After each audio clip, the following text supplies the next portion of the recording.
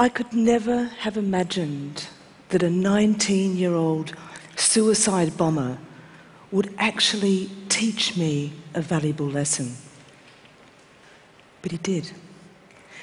He taught me to never presume anything about anyone you don't know. On a Thursday morning in July 2005, the bomber and I, unknowingly, boarded the same train carriage at the same time, standing, apparently, just feet apart. I didn't see him. Actually, I didn't see anyone. You know not to look at anyone in the tube, but I guess he saw me. I guess he looked at all of us as his hand hovered over the detonation switch. I've often wondered, what was he thinking? Especially in those final seconds. I know it wasn't personal. He didn't set out to kill or maim me, Jill Hicks. I mean, he didn't know me. No. Instead, he gave me an unwarranted and an unwanted label. I had become the enemy. To him, I was the other, the them as opposed to us. The label enemy allowed him to dehumanize us. It allowed him to push that button. And he wasn't selective. 26 precious lives were taken in my carriage alone, and I was almost one of them.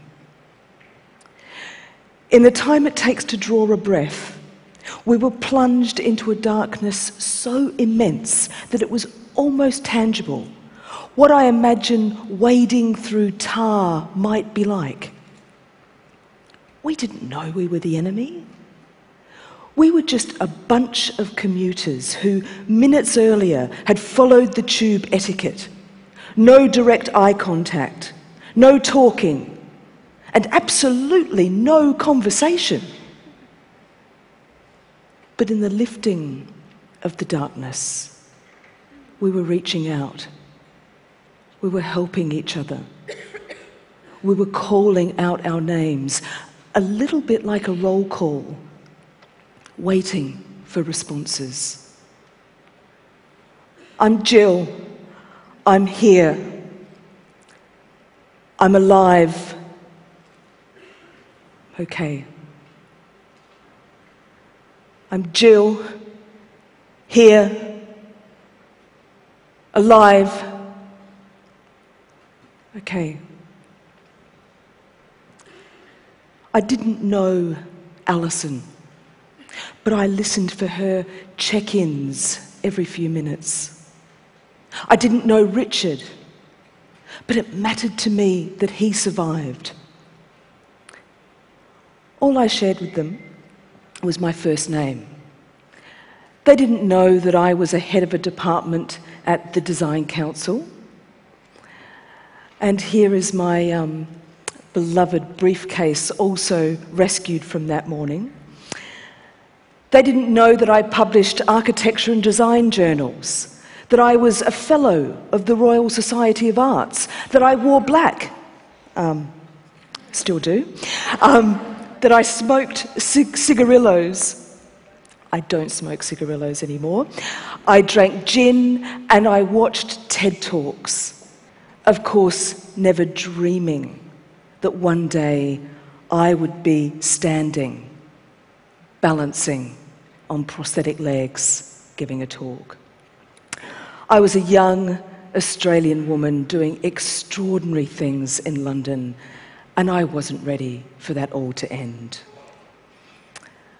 I was so determined to survive that I used my scarf to tie tourniquets around the tops of my legs. And I just shut everything and everyone out to focus, to listen to myself, to be guided by instinct alone. I lowered my breathing rate. I elevated my thighs. I held myself upright, and I fought the urge to close my eyes.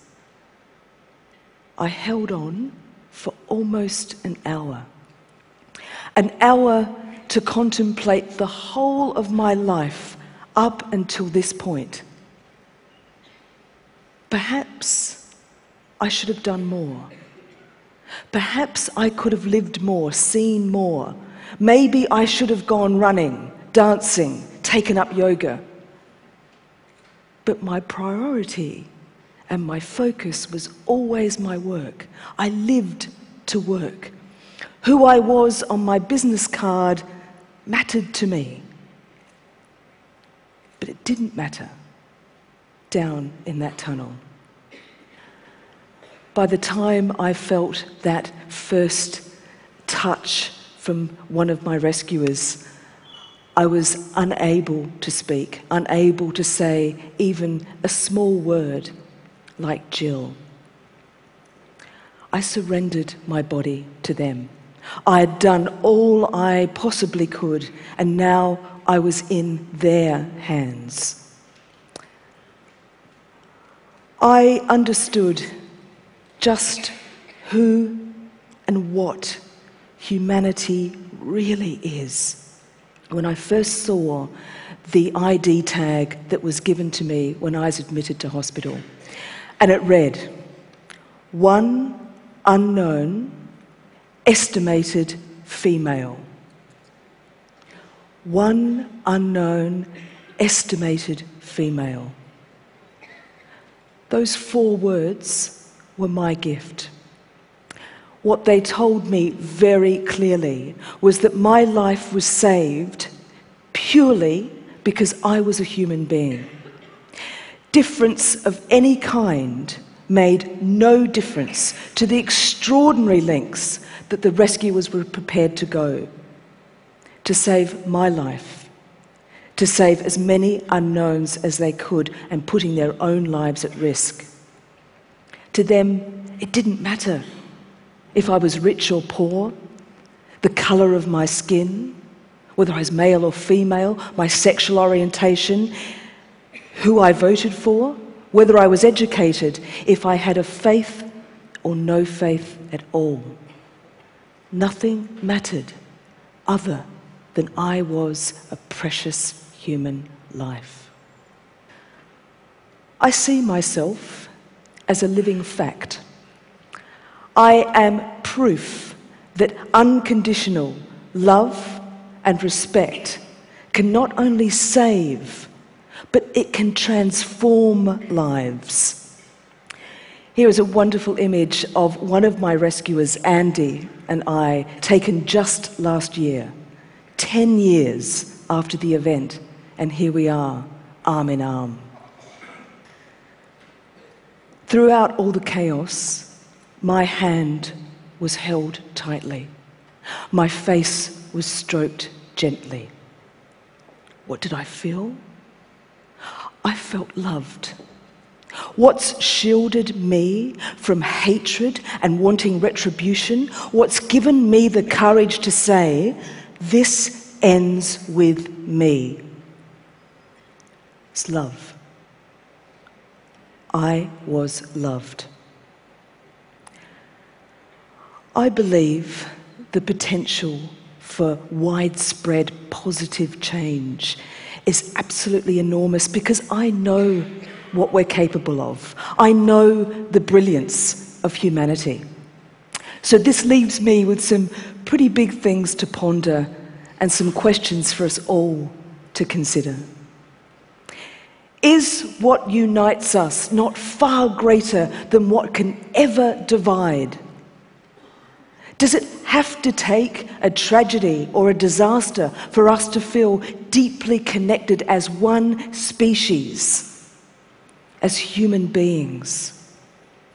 And when will we embrace the wisdom of our era to rise above mere tolerance and move to an acceptance for all who are only a label until we know them. Thank you.